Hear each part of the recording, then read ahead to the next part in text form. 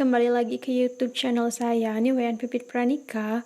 Nah, di video kali ini kita akan membahas mengenai stating and asking for willingness and unwillingness. Jadi, mungkin buat adik-adik yang belum tahu apa sih pengertian dari stating and asking for willingness and unwillingness, yuk simak video berikut ini. Kita mulai saja dari pembahasan yang pertama, yaitu pengertian dari stating and asking for willingness and unwillingness. Yang pertama, stating itu memiliki arti menyatakan. Yang kedua, asking memiliki arti menanyakan. Willingness memiliki arti kesediaan atau kemauan. Dan unwillingness memiliki arti ketidaksediaan atau ketidakmauan. Jadi kesimpulannya, di sini stating and asking for willingness and unwillingness adalah suatu ungkapan yang digunakan untuk menyatakan atau menanyakan kesediaan atau ketidaksetiaan seseorang untuk melakukan sesuatu. Nah, adik-adik, ada 4 kata yang bisa kita gunakan untuk mengungkapkan kesediaan atau ketidaksediaan. Yang pertama, will. Yang kedua, will not atau won't. Yang ketiga, would. Yang keempat, would not atau wouldn't. Will dan would memiliki kesamaan arti, yaitu akan atau mau atau bersedia. Sedangkan won't serta wouldn't memiliki kesamaan arti, yaitu tidak akan atau tidak mau atau tidak bersedia untuk melakukan sesuatu. Nah, dari kesamaan arti tersebut, lalu apa sih yang membedakan 4 kata tersebut? Jadi adik-adik, perbedaannya, will dan will not atau won't digunakan pada masa sekarang atau present tense. Dan penggunaannya biasanya lebih casual atau biasa digunakan untuk berbicara dengan orang yang sudah lama kita kenal.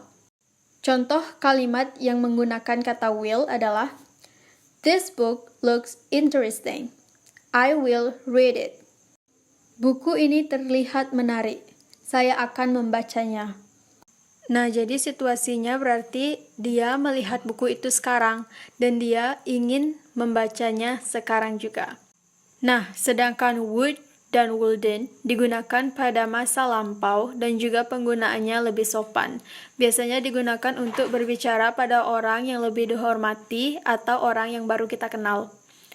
Contoh kalimatnya, My mom would be mad every time I wake up late. Nah, jadi pengertiannya, ibu saya akan marah setiap kali saya terlambat bangun. Nah, di sini mungkin dulu ibunya sering marah ketika dia bangun terlambat, dan mungkin sekarang udah nggak lagi. Jadi, di sini konteksnya itu berupa masa lampau. Next, untuk lebih jelasnya, yuk simak contoh kalimat berikut. Pertama, will. Contoh kalimatnya, I am hungry. I will cook fried chicken. Saya lapar. Saya akan memasak ayam goreng. Nah, dalam situasi tersebut, dia lapar sekarang. Jadi, kalimat tersebut masuk ke dalam masa sekarang. Jadi, dia bersedia untuk memasak ayam goreng sekarang. Maka dari itu, kalimatnya menggunakan kata will. Next, untuk bentuk negatifnya, yaitu menggunakan will not atau won't. Contoh kalimatnya, I'm not hungry. I won't cook anything today. Saya tidak lapar. Saya tidak akan memasak apapun hari ini. Nah, dalam situasi ini, mungkin sekarang dia belum lapar. Jadi, dia memutuskan untuk tidak melakukan apapun atau tidak memasak apapun hari ini. Nah, ini juga masuk ke dalam masa sekarang, yaitu menggunakan will not atau won't. Selanjutnya, yaitu masa lampau menggunakan would. Contoh kalimatnya, She was a diligent girl. She would always help her mom to clean the house. Jadi pengertiannya, dia gadis yang rajin. Dia biasanya akan membantu ibunya untuk membersihkan rumah. Mohon maaf ya adik-adik, di sana ada kesalahan teknis dalam penulisan. Seharusnya di sana rajin, bukan pintar ya. Diligent adalah rajin, bukan pintar. Oke, lanjut. Jadi, dari mana kita tahu itu masa lampau? Kalian bisa lihat di sana ada to be was. Jadi, kalau to be-nya was, itu berarti sesuatu terjadi di masa lalu atau masa lampau. Dan kemudian kalian bisa lihat ada kata would. Jadi would itu merupakan bentuk kedua dari will. Maka bisa disimpulkan bahwa kalimat tersebut merupakan masa lampau. Terjadi di masa lampau.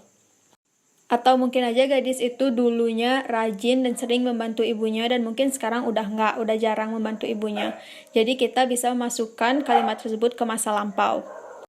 Next yaitu would not atau wouldn't. Kalimatnya, she was busy, so she wouldn't come to your house. Jadi pengertiannya yaitu dia sibuk, dia tidak akan datang ke rumahmu. Jadi sama ya adik-adik, dari mana kita tahu itu kalimatnya, itu terjadi di masa lampau. Kalian bisa lihat dari to be-nya yaitu was. Dan juga ada kata wouldn't yang berarti bentuk kedua dari will not atau won't. Oke adik-adik, jadi next kita akan membahas mengenai asking for willingness, yaitu menanyakan kesediaan seseorang untuk melakukan sesuatu. Nah, gimana sih caranya jika kita ingin meminta bantuan atau meminta seseorang untuk melakukan sesuatu? Nah, jadi gini adik-adik.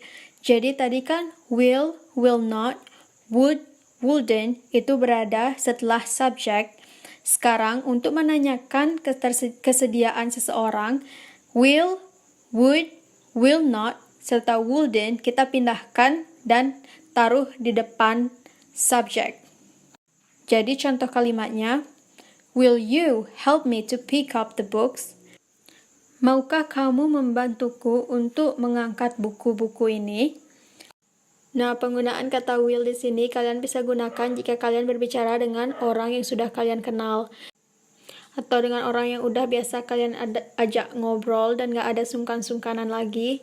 Jadi kalian bisa gunakan kata will.